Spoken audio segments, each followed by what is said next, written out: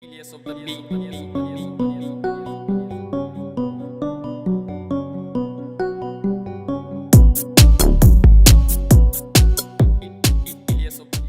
There's one more thing that's really unique about Bitcoin, and is one of the reasons that it continues to survive and continues to win over the centralized, closed networks of the past.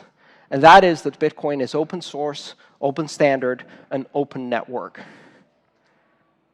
One of the key concepts in economics is the idea of a tragedy of the commons, which is when you have a common resource that can be consumed without limits by all those who participate until it's depleted and the entire system collapses, a form of market failure called the tragedy of the commons.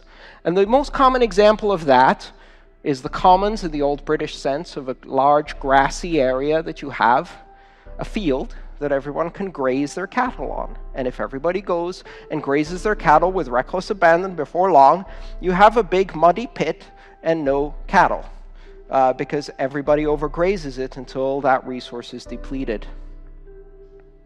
Bitcoin doesn't suffer from a tragedy of the commons like most financial networks do. I can't innovate on somebody else's network. When Visa innovates, only Visa wins. When MasterCard innovates, only MasterCard wins. If a feature is deployed on Swift, I don't get it as a consumer. If Bank of America makes something new and snazzy, they do it competitively and at the exclusion of every other bank that didn't implement that feature. Bitcoin is a common resource whose use increases the value of that resource at the exclusion of no one.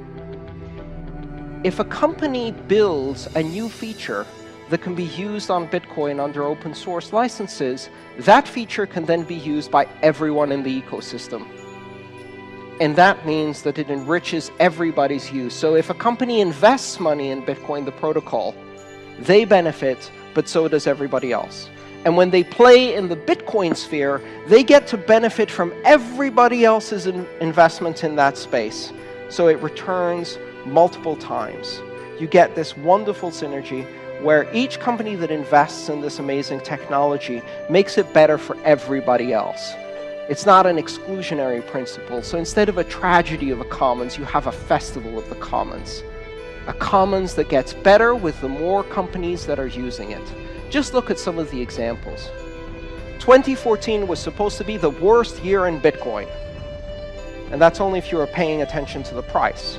Because in 2014, on the Bitcoin network, we saw the deployment of two incredible technologies. The first, multi-sig, which required a tiny change to the core, but then allowed an enormous amount of services and products to be built at the edge. And hierarchical deterministic wallets, which didn't require any changes in the core, and allowed us to have these incredibly complex and rich experiences in the wallet space. The companies that invented and deployed those two features